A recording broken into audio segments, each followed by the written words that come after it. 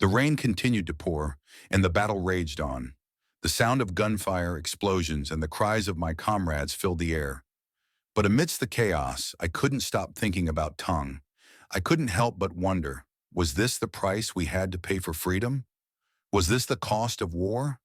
The answers didn't come, but the fight continued. We survived the day, but the scars of that battle would remain with us forever. It wasn't just the physical wounds. It was the loss of so many good men, the loss of hope, and the realization that war doesn't care about who you are or what you stand for. It takes everything and leaves only destruction in its wake.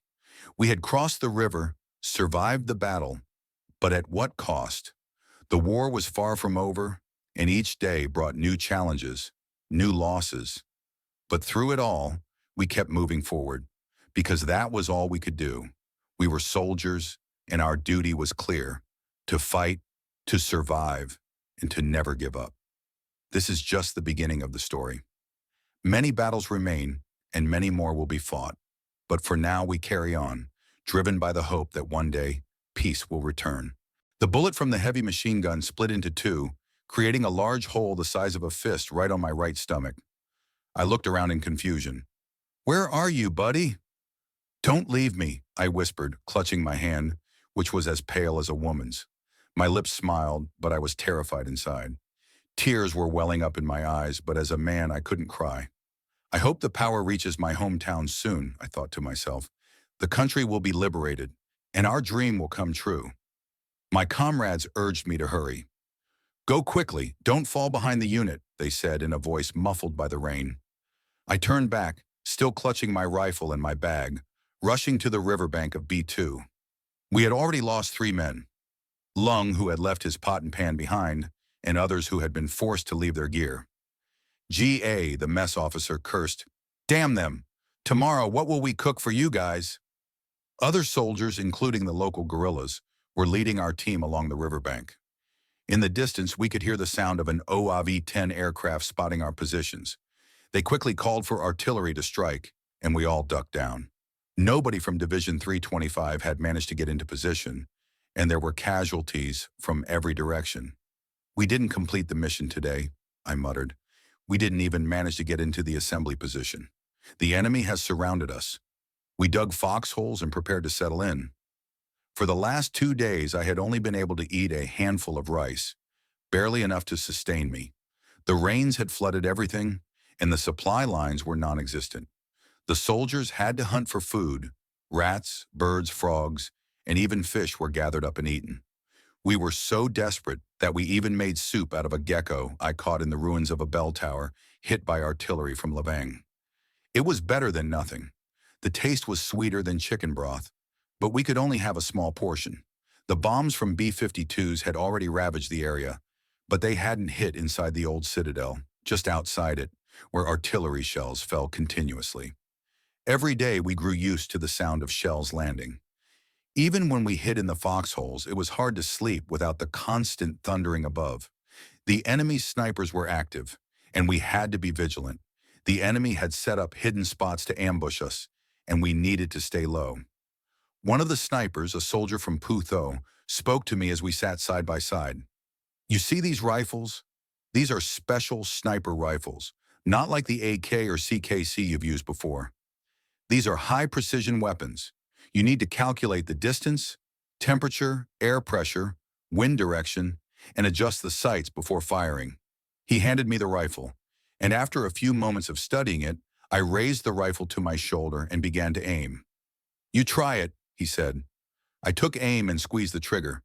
The sound of the bullet hitting the target was satisfying, but the sniper chuckled.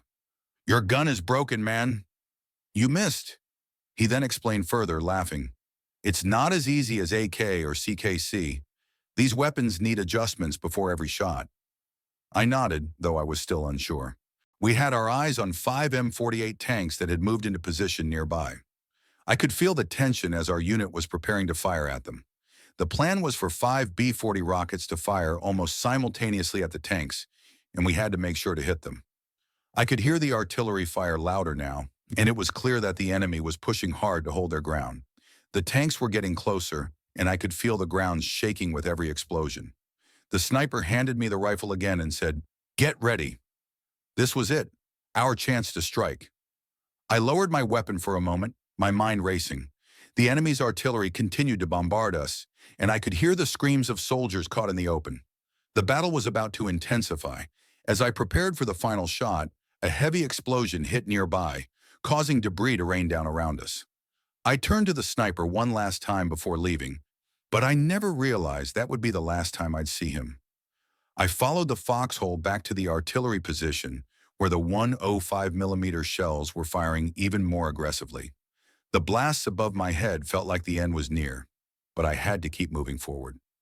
My heart raced as I made my way back to the front lines, looking for my comrades. The rain was falling harder now, and my thoughts were consumed with the sounds of the battle. We had lost so much already, and I knew that more losses were inevitable. But we fought on because there was no other choice. The enemy wanted to attack our position. "You go back to A1, A2, and call for backup. We're ready to move everything to the trench. Hold the position firmly," I urged. He crouched down and moved a few steps before turning back. "Hey, can you lend me a cigarette? I promise I'll pay you back after this battle. I've been craving one all day, but no one will give me one." He scratched his head. I pretended to be annoyed. "I've done everything I could. Now you want to borrow another one?" He looked at me with hopeful eyes. "I promise. I'll pay you back after the battle. I'll go to C12 tomorrow to get some cigarettes for you." I stared at him with suspicion, but his gaze was soft and pleading, like a young girl. His hands were trembling as he clutched mine. "Okay, fine. Just half a cigarette. Deal?" He nodded eagerly and we shared the cigarette.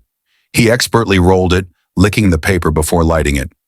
As soon as I took a drag, there was a loud explosion from a nearby tank shell.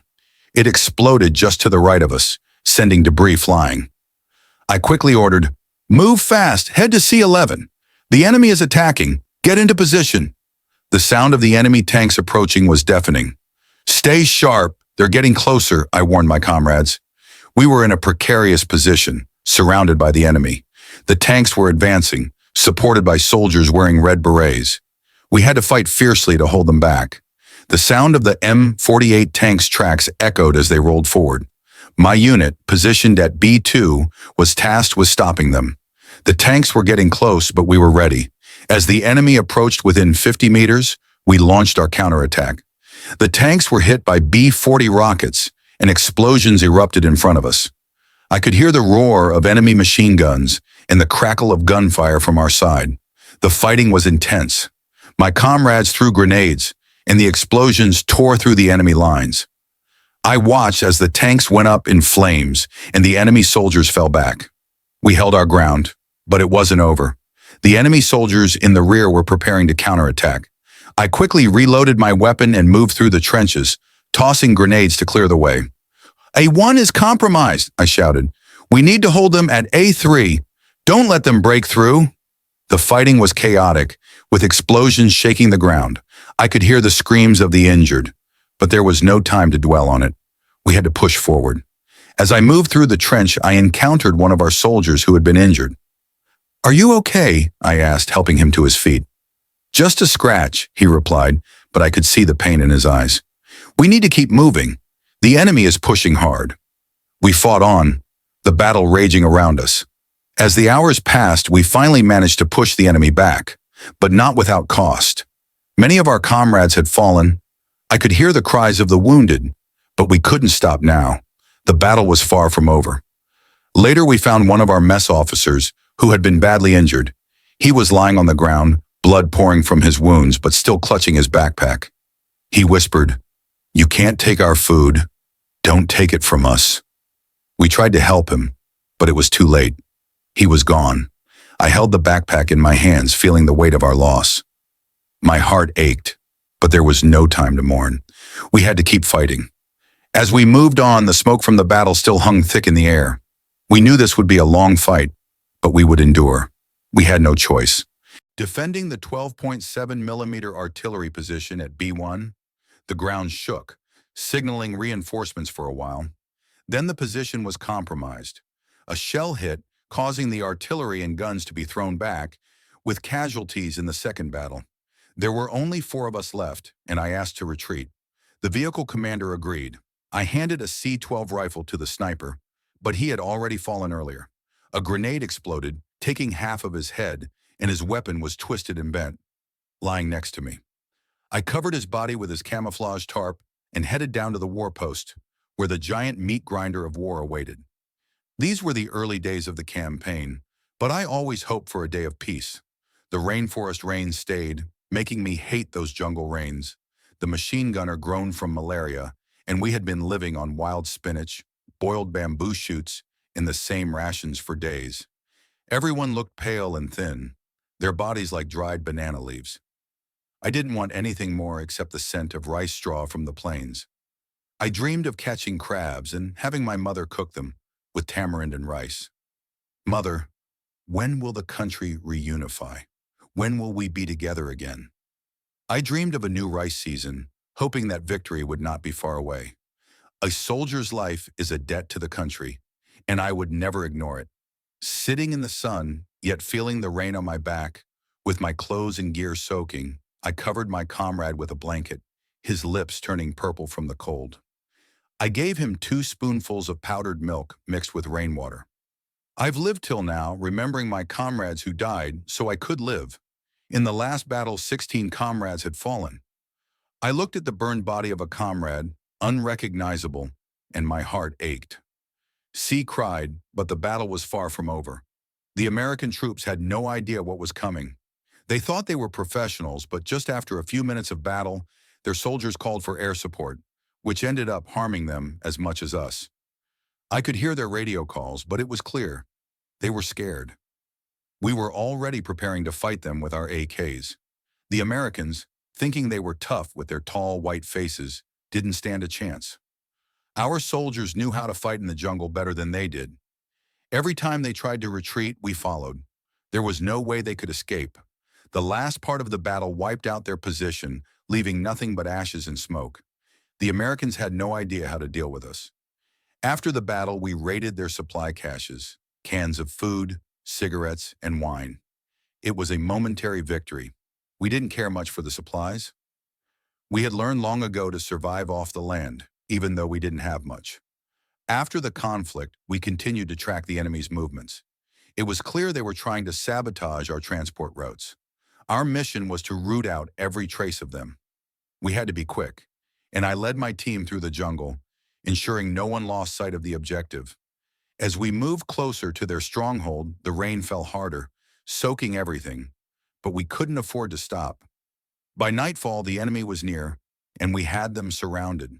The orders were clear: no mercy, no prisoners. We moved in, taking every precaution. They were trying to escape, but we were prepared. The night was tense, and every soldier knew the importance of staying focused. The jungle, thick and dark, offered no escape. I was sitting, disassembling my AR-15, lubricating it. It was a spoils of war. AR-15s were prized weapons, small caliber, firing very quickly, and it didn't make much noise, but the impact was powerful. As I reached out to grab the oil, the platoon leader 14 walked in. Comrade Kwai, excuse me, report. We've found traces of possible enemy activity near the river, about 4 kilometers away, hidden under some stones. I've sent reconnaissance to check it out and bring back what they find, requesting further instructions from you. He handed me some cigarette butts, 2 empty cans, and a piece of gauze with dried blood. I found it odd and asked, "What do you think about this?" "Comrade, I'm not sure, but I think it's from the Lai tribe. The day before yesterday, villagers mentioned hearing helicopters over the creek. Very fast, and then they disappeared. 2 days later, a wild boar trap was triggered, but with no animal, just some blood. These items, I believe, are from that." I stood up, pondering. "Helicopters, huh? Very fast and disappeared? Sounds like airdrop operations. Have there been any updates on their movements?" "Comrade, there has been no sign of our reconnaissance teams for the past 3 days. The Commando teams have been inactive after heavy losses from previous battles. It's been suspiciously quiet for 2 months now." Suddenly, my reconnaissance team rushed in, drenched like drowned rats. One of them, suffering from malaria, had to stay behind. The others were eager to go, but were told to stay. Stay back, we'll be back soon. I could see the heavy rain was making things difficult. The soldiers were moving fast, the clouds darkening, signaling an impending heavy battle with the American commando teams. I gave the order for a full encirclement of the area, while we proceeded carefully. We were about 4 kilometers from the Bat Cave, and we needed to be cautious. It was a densely forested area, with thousands of bats flying in and out. From the top of the trees, you could see the cave far off. We kept our movement silent, only hearing the sound of the rain pounding on our helmets. I signaled to my team to hold their positions, keeping about 10 meters of distance. As we advanced, we began hearing noises ahead. I stopped and sneezed to signal my team to stop, ready for a fight. The enemy seemed to be moving towards us, and we kept our distance, making no noise. The tension in the air was palpable. I ordered the team to move forward, avoiding any direct confrontation unless necessary. We finally discovered a blood trail on the leaves, confirming that the enemy was very close. I didn't want to rush, as I wanted to lure them into the open, where we could have the advantage. The enemy's tactics were clear. They wanted to disrupt our transport routes and gather intel, but they had been using helicopter airdrops. I decided to wait for them to make a move before we acted. Later, we closed in on their position, and I saw that they had set up camp on higher ground, where they could easily observe their surroundings. They were cautious, not making any fires, and used small portable stoves to heat canned food. Our team, clad in blue Chinese-made uniforms, could easily blend in with the environment, but we knew we had to be extremely careful. We were aware of their traps, mines, grenades, and other obstacles. We carefully removed them to ensure our safety before continuing to move forward. As we continued through the thick jungle, we remained vigilant. The forest was alive with the sounds of animals, and the tension remained high.